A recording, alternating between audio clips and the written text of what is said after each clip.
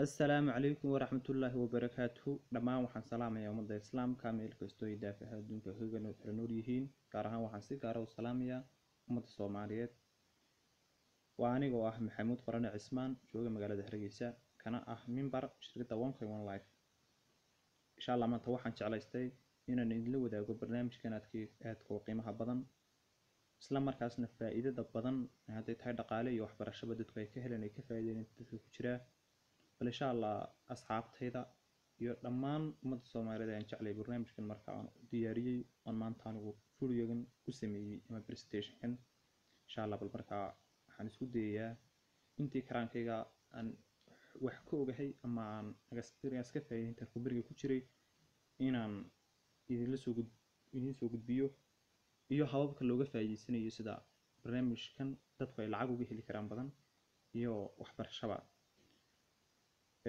haddaan bilaabo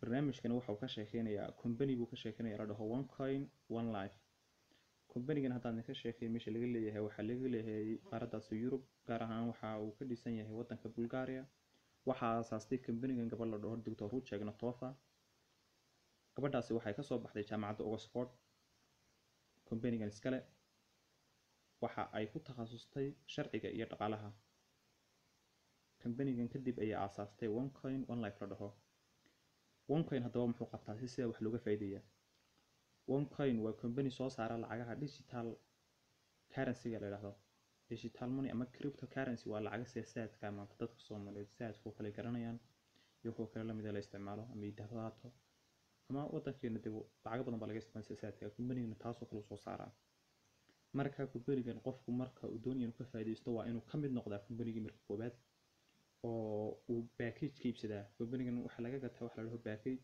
packageska waxa ku jira waxbarasho aad wax baranayso sidoo kale waxa lagu raacinayaa token-kaasina waa kuwa ku noqonaya waa dhibco kuwaas oo mar dhow lagaaga dhigayo OneCoin-kaasina uu ku noqonayo lacag aad u fara badan mar dhow bal insha Allah sharaxaad xagga dambe insha Allah si fiican ugu sharxi doonaa balse horta laakiin waxaan doonayaa maanta adduunku waxa la marayaa waa technology يعني waa digital life baa loo guuray يعني bal marka marxaladaha adduunku soo maray hadii tahay dhinaca lacagaha insha Allah ayaan doonayaa in yar tuso sawirkan saad ku aragtaan waxa uu ka sheekeynayaa muuqaalada the evolution of currency waxa weeye waa يعني isbedeladii lacagta ku yimi iyo habka wax loo kala gadanayo barter system oo ah sawirka koobaad ee idin muuqda yani waxa weeye barter system-ku waa habkii loo oran jiray ii doorida maanta waxaad haysataa bariis baad haysataa baasta doonaysaa waa inaad aynu isku weydaarsanaa neefgeelaad haysataa wax alaabaad u baahan tahay ku iibsato waa inaad isku weydaarsataa oo neefgeelaad beesaa alaabtan aad qaadataa waqti aan lacag jirin oo habka wax lagu kala iibsan jiray waa laga soo guuro waxa loo yimi gold coins waa dahabkii ayaa wax lagu kala iibsan jiray asna haddana waa la casriyay wixii waxa la soo saaray paper currency oo waxa lacagtan waraaqaha baa la soo saaray maanta adduunka laga isticmaalayo tiina waa laga yimo digital system baa la yimo maanta waxaad iibsanaysaa adoo lacag iyo waraaqatuna bixin baad diraysaa numbers taas halkii lacagta ku jirta waraaqa ahayd oo wax ku gadanaysaa sida PayPal eBay Amazon waa badan yihiin digital system-kii waa laga guuro card system wax la leeyahay loo guurayo maanta lacagtaadii bankiga ku taalay halka doontaada joogaad la baxaysaa adoo card ka haysta ayaad la baxaysaa oo mashiinka bad la doonanaysaa yani marka muxuu kaaga sheekeynayaa adduunku marxaladaha uu marayo iyo halka maanta technology uu marayo haddaba maxay ku xiga baynu leenahay card system baa la marayaa yani maanta waxa adduunku ku socdaa cryptocurrency lacag la dhaho oo meel walba qofka mid jooga iyo qofka Canada iyo America jooga isku soo isticmaalayaan bal hadaba company-gan waxaan eegaynaa company ka horeeyay ma jira ama waxan OneCoin maadaama had OneCoin qofku uu lacag gashanayo oo OneCoin lacagta ugu yar lagu soo galaa $750 $750 markaad ku soo gasho waxaad iibsanaysaa package baa laga gadayaa package-ka account baa lagu furayaa account-kaaga ayaa lagu soo waxa lagu siinayaa username iyo password-kii username iyo password-kii marka siiyo waxaad helaysaa 4,800 oo token baad helaysaa. 4,800 oo token waxa waa lagu lagu dhufanaya, waa lagu laba jibaarayaa, kadib waxay kuu noqonaysaa 46 coin. 46 coin oo ah lacag sida saadka baa akoonkaaga kugu jiraysa. lacagtaa waxaad sarrifaysaa oo dollar u bedelaysaa 8 October ee sanadkan ku jiro. laakiin maxaa la saadaalinaya ama la filayaa inay noqoto halkii coin waxa la rajeynayaa inuu $1 noqdo. hadda waxaan ku iri 46 coin baad helaysaa $750 markaad bixiso. halkii coin October haddaad $1 ku dhufato ku sarrifato ama 800 ama 500 intii doontaa ku ahaatee lacag inteen leeg baad faa'iidaysaa. waa lacag aynaan qiyaasi karin. qofkaasi qof lacag badan helay buu noqonayaa isagoo wax yarna gashaday. haddaba sidee baynu ugu qanacnaa baynu leenahay waxaan company ka horreeyay ma jiraa oo la tijaabiyey oo sidan oo kale haa wuu jiraa. halka waxaad ku aragtaan the Bitcoin success history, يعني guushii weeyaan in laga maxay ahaydey in Bitcoin company-ga ka horreeyay. kan hadda aynu ku sharxaynaa keen waa OneCoin, laakiin company-ga mayna soo qaadanay. company-ga 2009 baa la aasaasay. waxaanu ahaa first cryptocurrency sad halka ku aragtaan. company-gan markii la bilaabay ninkii bilaabay aasaasay ikhtiraacay Satoshi baa la oran jiray, uu isqariyay. markuu isqariyay lacagtan wuxuu soo geliyay online internet ku soo geliyay, wuxuu dhahay laga iibsado lacagtaasan soo saaray oo lagaga maarmayo lacagihii ahaayeen waraaqda ahayd ee gacanta lagu qaadanayay. markaa wuxuu yiri halkii Bitcoin waxaan siinayaa $0.1. sawirka halka ku arkaa ayaan siinayaa buu. kadib waa qiimihii lagu bilaabay 2009 ay dadku ay ku soo geliyeen, halka maanta OneCoin $750 lagu soo geliyo. waxa 0.1 baa lagu bilaabay. kadib wuxuu yiri laga iibsado. dadku way la yaabeen, waxay yiraahdeen waa tuug una dhacaya waa caynka. bulshadii intoodii badneed waxba kama faa'iideysan oo may maal gashan. bal waxaynu eegaynaa dadkii wax ku darsaday company-gan ee ka faa'iiday deetana waqtiga wixii sida looga baqanayay. bal shakhsi ka mid ah soo qaadanayno. sawirka halkan aad ku aragtaan Bitcoin lacagta ugu yar lagu soo geli karay waqtiga waxay $720 iyo qofku ku soo geliyay. halka maanta aan ku leeyahay Bitcoin wax lagu soo geliyay $750 iyo wax ka sii badan. kadib wiil yar baa jiray oo reer Norway ah. waxa wiilka yar markuu maqlay company baa soo baxay Bitcoin la lacagtaas laga iibsanayaa $720 buu gashaday. arday buu ahaa, qoys faqiir uu ka soo jeeday. waxaan ka sheekaynaa wax xaqiiqo ah dhacay. waxa uu gashaday wiilka yar $720 markuu gashaday 3 sano ka bacdi ayaa company-gan suuqa u imanayay oo yacni wixii uu iibsaday qof waliba sarrifi karay dollar u bedeli karay. waayo lacagtan waa lacag saadka baan ku iri oo waqti la sarrifay leedahay oo company-gu u qabtaa. kadib wiilkii yaraa uu iibsaday uu iska ilaaway akoonkiisiyo 3 sano suuqiisu iska galay. 3 sano ka bacdi buu maqlay in lacag Bitcoin la yiraahdo suuqii soo gashay oo la sarrifanaya. kadib akoonkiisii buu galay, waxa uu arkay lacag Bitcoin oo $1 ah oo ku jirta akoonkiisii. kadib suuqii sarrifaad uu la tagay, lacagtiisii uu bedeshay Bitcoin tahay. halkii Bitcoin markii hore waxa uu ku joogay 0.1 saan sawirku ku tusayay.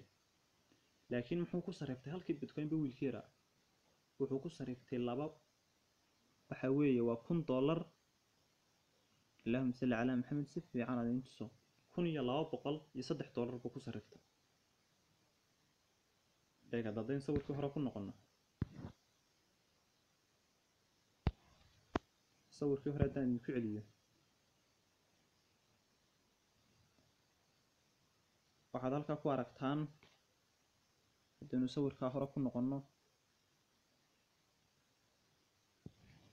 intuu tagay $1,203 ayuu ku sarriftay wiilkii yaraa. $1,203 buu ku sarriftay. $720 oo gashada. bal hadaba lacagtu markii $720 lacagtii u soo saareen bal hadaba aynu eegno. halka waxaad ku aragtaa lacagta ku qoran ee uu faa'iiday wiilka yar. man buys 27 of $1 buu iibsaday of Bitcoin, forgets about them, finds they are now worth waa 886 buu faa'iiday wiilka yar. $720 uu gashaday. sidii buu ku noqday nin maalqabeen oo magaalada Oslo guuray guri weyn ka iibsaday. faa'iidooyinka iyo yacni lacagahani faa'iidada ay leeyihiin wax yar baad gashanaysaa muddo yar baad ku noqonaysaa milyaneer. dad badan maanta Soomaaliya way ka faa'iidaystaan jaaniskan ugu jiraan oo insha Allah waa tusi doonaa. haddaba OneCoin aynu soo noqono. OneCoin waxaa la bilaabay horta 2014 baa la bilaabay bishii 14aad bishiis waxaan jeedaa 2014 September baa la bilaabay. maxaa lagu bilaabay? qiimaha lagu bilaabay wuxuu ahaa 0.5 euro ayuu ahaa. hadda wuxuu marayaa 25 euro saad jantuska aad ku aragtaan 20.75 euro maraya maanta. video wartaan diyaariyay maan sawiradan sameeyay waa waqti hore laakiin maanta 25 euro maraya. waad arkaysaa qofkii soo galay 2015kii asagoo 0.5 maanta intuu faa'iiday wixii iibsaday wax maraya 20 euro. insha Allah marka waa chance aad iyo aad u qaaliya. haddaba waxaynu eegnaa company-gan sidee baa looga faa'iideysanayaa, sidee baa looga mid noqonayaa. halkan sawir baad ku aragtaa.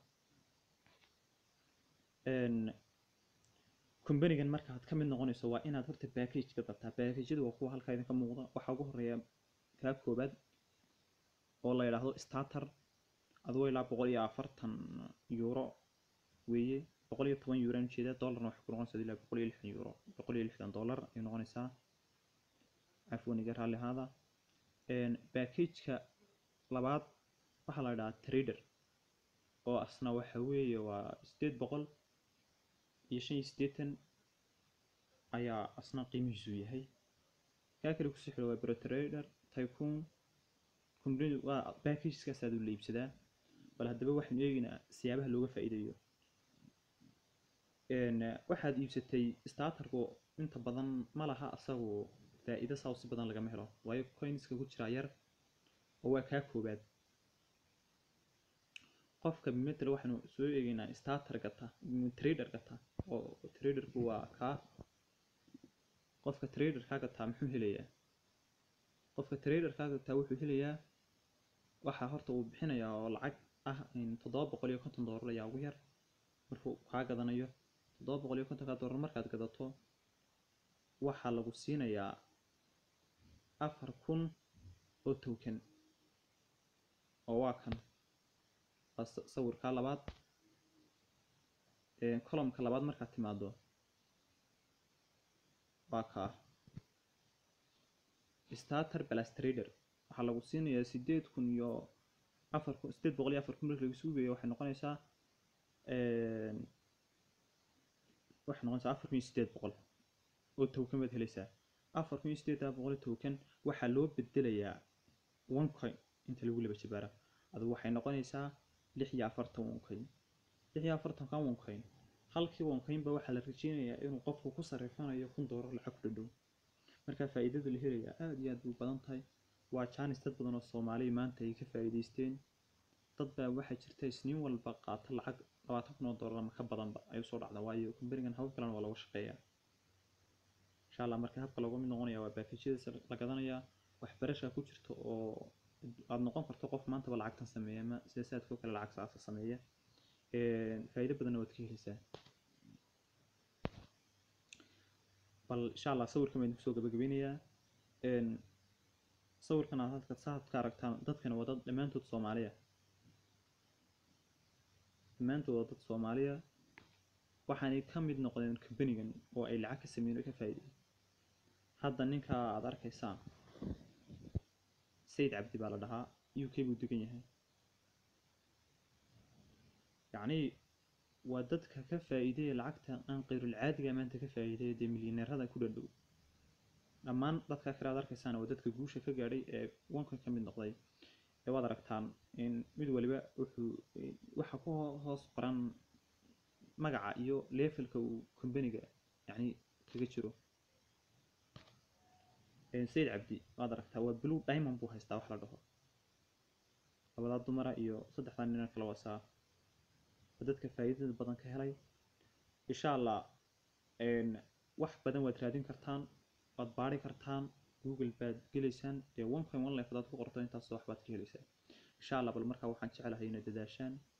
waxani waa chance maanta anigu markaan raadinayay 2 bilood markaan raadiyay baan ku qancay oo aan lacag ku darsaday kamid noqday alxamdulillah maantana faa'iidooyin badan baan ka hayaa insha Allah waxaan jeclahay inaad nolosha wax daraasadaysadaan oo wax cusub mar walba aad soo kordhisaan waad ogtiin maanta dadkeena Soomaaliyeed waxa ma qabano dhalinyartii way iska fadhidaa laakiin Facebook iyo halkaad message ama WhatsApp aad kaga jirtaan ama aad film ka daawanaysaan haddii aad wax casharo caynkan oo kale aad eegi lahaydeen noloshiina wax badan baad ka bedeli lahaydeen dadka haddaad aragtaan iminka shaashada hor yaala waxay ahaayeen dad aan iyaguba shaqooyin hagaagsanhayn laakiin maanta alxamdulillah haddana heerka ay taageen waad yaabaysaa bishii 5 jeer baan safraa ma qoranaya oo midba wadan tagay dadka waxaan u sharxan maanta waqti de level fiican way ka marayaan maanta insha Allah October waxa ka haray wax yar maanta 2000 hadii mi ku jira wuxuu soo afjarmaya channelskani bisha 10aad marka waxaan leeyahay dhamaantiin ka faa'iideysta company-gan ka mid noqda insha Allah faa'iidooyin badan baad heli doontaan wax halaaliyo wixii su'aala ama faahfaahin ay qabtaan halkaas numberka idinku qoray waad soo garaaci kartaan WhatsApp way igala soo xiriiri kartaan insha Allah waa idin la shaqeyn doonaa wax kasta oo idin soo gudbanaadana insha Allah diyaar baan laahay aad iyo aad baad u salaamantiin